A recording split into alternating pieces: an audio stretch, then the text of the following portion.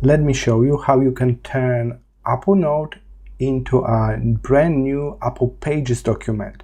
So very often you take some notes in Apple Notes and then you are ready to convert that into a proper document. You don't need to manually copy and paste.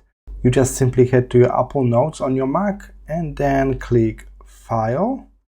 You will see Open in Pages. Just be sure that note that you are interested in is active right now. It's selected. File, Open in Pages.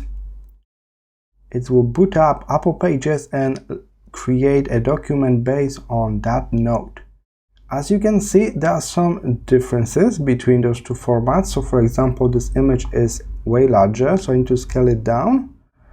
But I got my bullet point list, I got all of the text in, even the table, so that's a very good starting point if you feel like you want to convert your notes into a proper document and continue on editing, because this editor, Apple Pages, is way better. We can add charts, tables, we can resize tables, not like in Apple Notes, and we got more options for images and arranging your documents. So if you want to do like deep formatting of your document, you simply need to open the same note in Pages, and then you must click File and you will save it as a Pages native document this time, .pages. So you cannot open this back in Google Notes really, but now you got a very nice Pages document.